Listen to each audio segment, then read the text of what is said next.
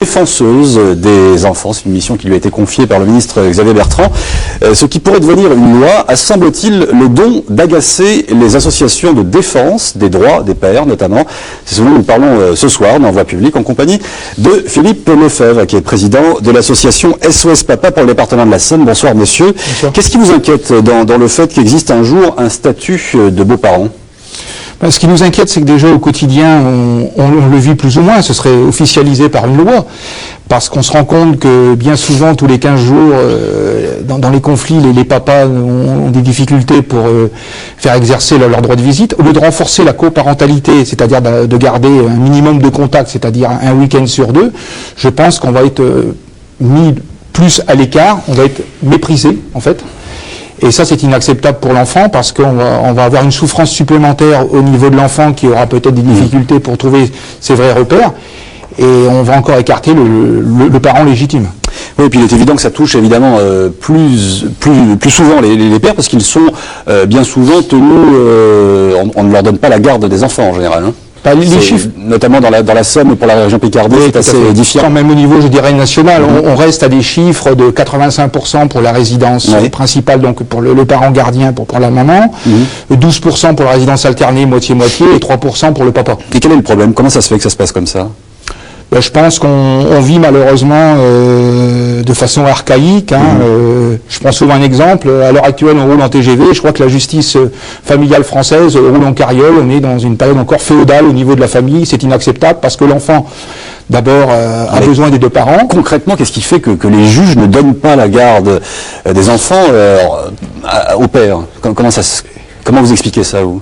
Je crois que c'est un peu en relation avec le débat de ce soir, c'est que on se rend compte qu'en général, la maman, bien sûr, on est en famille monoparentale, mais la maman a un nouveau compagnon, et on profite justement pour écarter justement le papa à des distances qu'on trouve inadmissibles, et donc la maman garde la résidence et le papa fait bon cœur, mauvaise fortune avec ce qu'il a, et donc on fait pas évoluer les choses.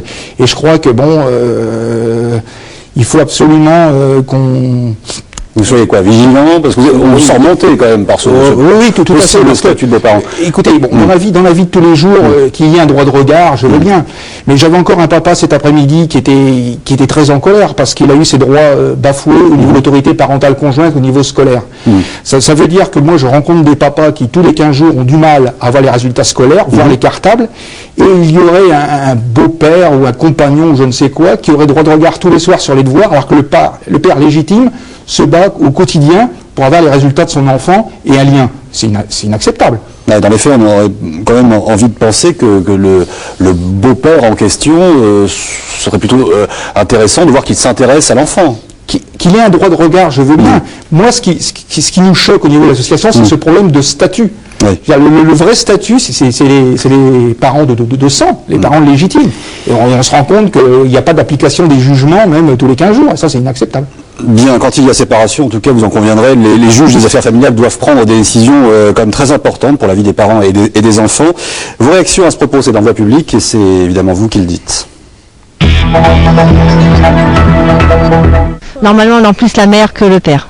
Pourquoi? Parce que les enfants, ça fait des années qu'ils vont avec leur mère, quoi. C'est dans la logique des choses. Les femmes ont tous les droits en ce domaine. Je sais, justement, je suis divorcé. Je vois bien ce que ça donne. Et même c'est les enfants qui fixent le domicile quand il y a divorce. Et le père, on le fout dehors comme un malpropre. C'est pas normal. Un homme est tout à fait capable de s'occuper de son garçon, de sa fille, comme une femme. Je vois pas la différence. On en voit de plus en plus dans les rues, d'ailleurs. Conduire leurs enfants le matin à l'école ou aller les rechercher le soir à la crèche, on en voit de plus en plus maintenant. Que vous inspirent ces réactions ? De façon diverse. Je rejoins tout à fait la dame qui, de façon objective, considère que l'enfant a deux parents. Et pourtant, c'est une femme. Hein. Oui, c'est une femme, mais ce n'est pas la même génération. C'est une dame qui a apparemment 50, 60 ans. Et donc, les choses évoluent, et je vous dis, la société évolue, et la justice, et à travers le divorce, n'a pas du tout évolué. Et donc, oui, je suis un petit peu quand même surpris, non, parce que je le vis au quotidien. les paroles de la maman qui dit c'est normal, non. Et on fait dire à l'enfant qui, malheureusement, je peux le dire, manipulé en disant tu dois être chez maman, papa c'est le mauvais méchant, il est pas bien, il a une mauvaise image, alors que en général, quand on est ensemble, ça se passe bien, et le fait de divorcer, on devient rien du tout. Vous estimez, vous, que, par exemple, la famille, hein, comme vous dites, a été absente des dernières campagnes électorales en France? Ah oui, tout à fait. C'était une absence vraiment tout à fait grandiose pour moi, alors qu'on parle de valeurs du travail, de l'éducation, et on se rend compte même au niveau du gouvernement, nous n'avons même pas un secrétariat d'État de la famille. C'est M. Bertrand qui prend en charge un petit peu, je dirais, la famille. On n'a pas d'interlocuteur. Moi, ce que je souhaiterais, ce qu'il y a eu il y a quelques semaines qui était très bien, c'est un Grenelle de la famille, de mettre à plat tous les problèmes qu'il peut y avoir. Et ce n'est pas, quand on parle un petit peu de la famille, on est complètement hors sujet.